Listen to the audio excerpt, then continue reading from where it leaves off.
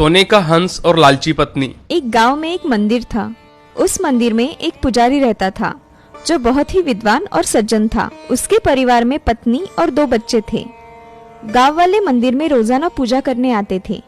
मंदिर में जो चढ़ावा आता था उससे पुजारी और उसके परिवार का भली शांति गुजारा हो जाता था, क्योंकि गांव वाले रोजाना ही फल, फूल, घी, दूध और पैसे मंदिर में चढ़ाते रहते थे।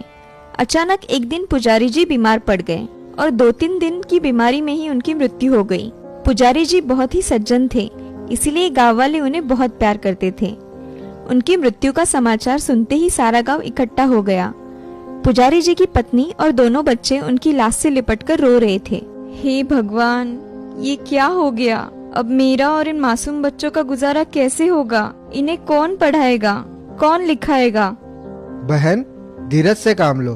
पुजारी जी का पूरा गांव सम्मान करता था। उन्हें सभी गांव वाले बेहद प्यार करते थे।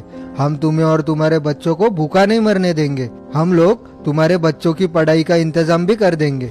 पुजारी जी का गांव वालों ने अंतिम संस्कार कर दिया। गांव वालों ने पुजारी जी के बच्चों की पढ़ाई लिखाई की व्यवस्था गांव की पाठशाला में कर दी और हर गांव वाला नियमित रूप से हर महीने अनाज पुजारी जी की पत्नी को पहुंचाने लगा।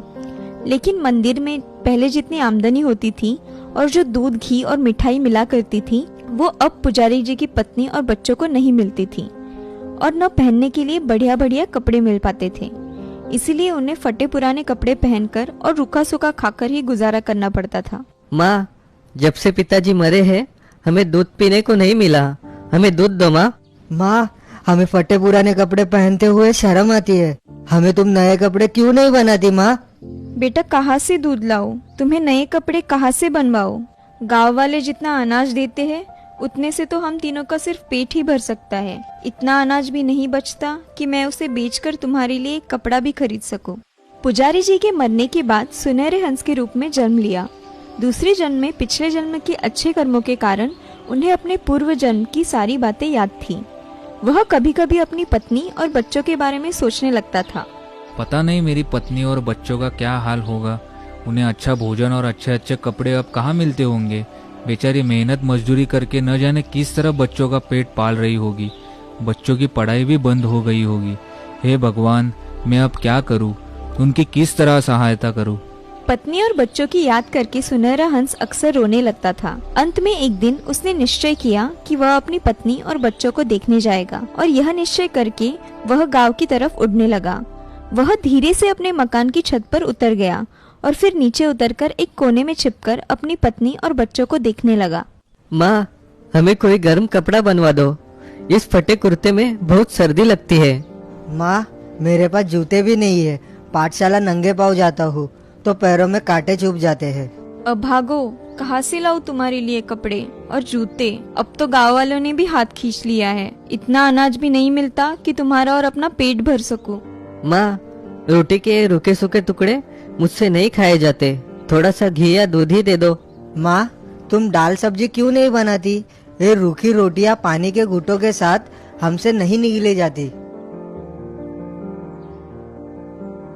बच्चों की बातें सुनकर उनकी माँ एक कोने में बैठकर फूट फूट कर रोने लगी। उसी कमरे में एक कोने में बैठा सुनहरा हंस अपनी पत्नी और बच्चों की इतनी बुरी हालत देखकर रो पड़ा। हे भगवान, कितनी बुरी हालत है मेरी पत्नी और बच्चों की। इस कड़कड़ाती सर्दी से बचने के लिए उनके पास कपड़े तक नहीं है। भला इन फटे कपड़ों से सर्दी कैसे रुकती होगी।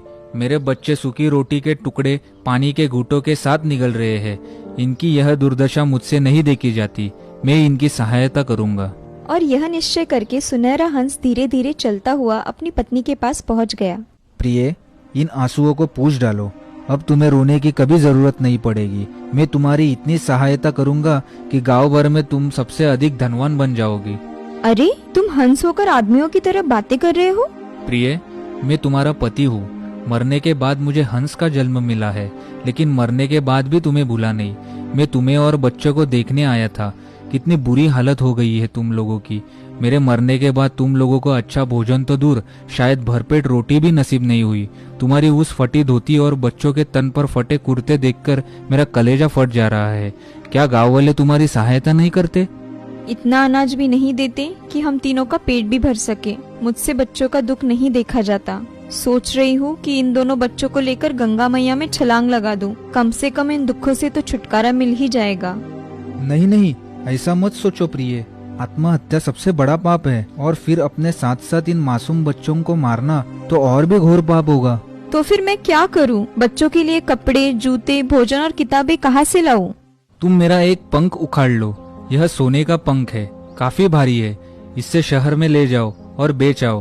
तुम्हें इतना रुपया मिल जाएगा कि तुम बच्चों के लिए अच्छे कपड़े, जूते और किताबें खरीद सको। एक गाय खरीद सकोगी, जिससे बच्चों को घी और दूध मिलता रहेगा। अपने लिए भी कम से कम 2 साड़ियाँ खरीद लेना। नहीं नहीं, मैं तुम्हारा पंख नहीं उखाड़ सकती। पंख उखाड़ने पर तुम्हारे बदन से खून भी निकल सकता है। दर्द तो होगा ही। पिछले जन्म में भी जब मैंने तुम्हें कभी दुख नहीं पहुंचाया, तो अब कैसे पहुंचा सकती हूँ? नहीं प्रिय, मुझे रत्ती भर भी पीड़ा नहीं होगी। तुम मेरा एक पंख उखाड़ लो। पत्नी ने एक पंख उखाड़ लिया। अच्छा प्रिय, अब मैं जाता हूँ। 2-3 दिन बाद फिर तुम लोगों को देखने आऊंगा। तुम उस पंख को बेचकर आज ही सारा जरूरी सामान खरीद लाना। मैं तुम्हें और अपने बच्चों को इस हाल में न देखूं। जी।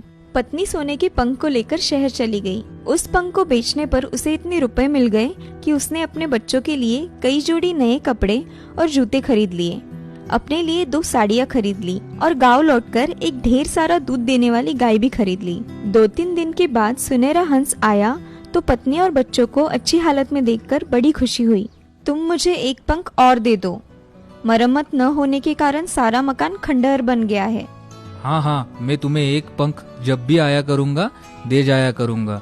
तुम सारा मकान तुड़वा कर नया मकान बनवा लो। इतनी जमीन खरीद लो कि तुम्हें गांव के मुखिया से भी ज्यादा आमदनी होने लगे। ये तुमने अच्छी सलाह दी। हमारे मकान के पिछवाड़े वाले खेत बहुत उपजाऊ है। मैं उन्हीं को खरीद लूंगी। हर साल हजारों रुपए की आमदनी हो जाया करेगी। मेरे बच्चे धनवानों के बच्चों की तरह शहर में जाके खूब पढ़ लिख सकेंगे। ठीक है, तुम मेरा एक पंख और उखाड़ लो। पत्नी ने एक पंख और उखाड़ लिया। हंस को थोड़ी पीड़ा हुई, लेकिन अपनी पत्नी और बच्चों के सुख का विचार करके उसने पीड़ा की कोई चिंता नहीं की और उस सरोवर की ओर उड़ गया जहाँ वह रहता था। अगले दिन ही पत्नी सोने के पंख को लेकर शहर चली गई और उसी जोरी को बेच आई जिसे पहला पंख बेचा था। उसी दिन उसने नया मकान बनवाना शुरू कर दिया। उसने मकान के पिछवाड़े वाली जमीन खरीद ली और नौकरों से खेती कराने लगी। बच्चों के दूध और घी के लिए गाय और भैंसे खरीद ली। उनकी सवारी के लिए रथ बनवा लिया, जिसमें बैठकर वे शहर में पढ़ने के लिए जाने लगे। कुछ दिनों में ही उसकी राजभवन जैसी सुंदर और विशाल हवेली बनकर तैयार हो गई। हवेली में सुख सुविधा की हर चीज मौजूद थी और नौकर नौकरानियां भी थी। वह महारानी की तरह और उसके दोनों बेटे राजकुमारों की तरह रहने लगे।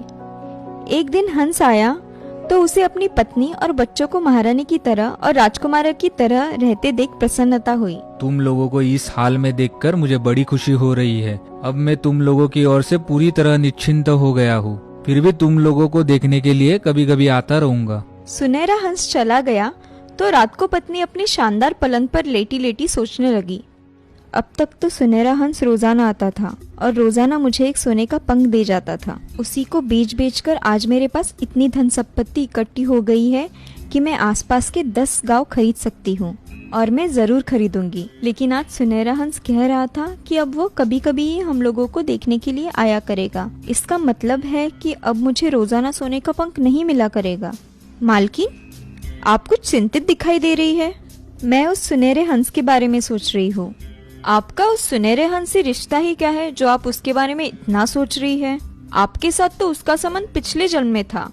मरने के बाद इंसान के सारे रिश्ते टूट जाते हैं। अब वह आपका पति बनकर आपके साथ रह नहीं सकता, इसीलिए उसके बारे में सोचना बेकार है। रात काफी बीत चुकी है, अब आप आराम से सो जाइए। नौकरानी के जाने के बाद पत्नी सोचने लगी, नौकरानी अनपढ़ है तो क्या हुआ, बातें समझदारी की करती है। ठीक ही कहा है उसने। अब हंस के साथ मेरा क्या रिश्ता, और जब कोई रिश्ता ही नहीं है तो उसके दुख दर्द से मेरा क्या सरोकार। इस बार वह जैसे ही आएगा मैं उसके सारे सुनहरे पंख उखाड़ लूंगी। उसके बदन से खून बहे तो बहता रहे, दर्द हो तो होता रहे मेरी बला से। और फिर सोने के ढेर सारे पंखों को बेचकर मैं सचमुच की महारानी बन जाऊंगी। मेरे बेटे राजकुमार बन जाएंगे। लोग भूल ही जाएंगे कि कभी मैं किसी छोटी मंदिर के गरीब पुजारी की पत्नी थी। मेरे बच्चों का बाप एक छोटे से मंदिर का गरीब पुजारी था। कुछ दिनों बाद जैसे ही हंस आया, पत्नी ने उसकी गर्दन दबोचकर उसे दोनों हाथों में भींच लिया। अरे अरे, यह क्या कर रही हो? मेरी गर्दन छोड़ दो, मेरा दम घुट जा रहा है। रोजाना एक पंख उखड़ जाने के कारण मेरे शरीर में जो घाव हो गए थे उनमें भींचने से दर्द होने लगा है। छोड़ दो मुझे, छोड़ दो, वरना मैं मर जाऊंगा। नहीं, अब मैं तुम्हें नहीं छोड़ूंगी।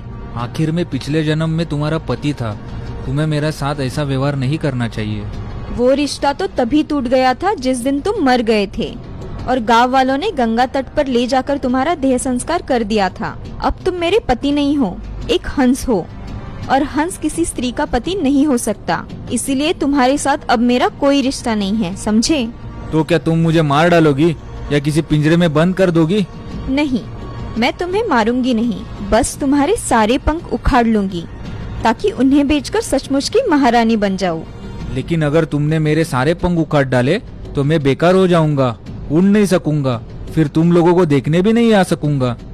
तुम उड़ सको या ना उड़ सको, मुझे इससे कोई सरोकार नहीं। मुझे तो सिर्फ तुम्हारे इन सोने के पंखों से सरोकार है।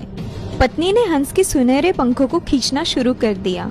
हंस का सारा बदन लहूलुहान हो गया। वह दर्द से चीखता चिल्लाता रहा।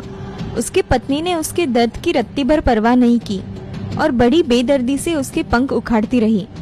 उसने घायल और लहूलुहान हंस को एक कोने में फेंक दिया और जल्दी जल्दी पंखों को इकट्ठा करने लगी।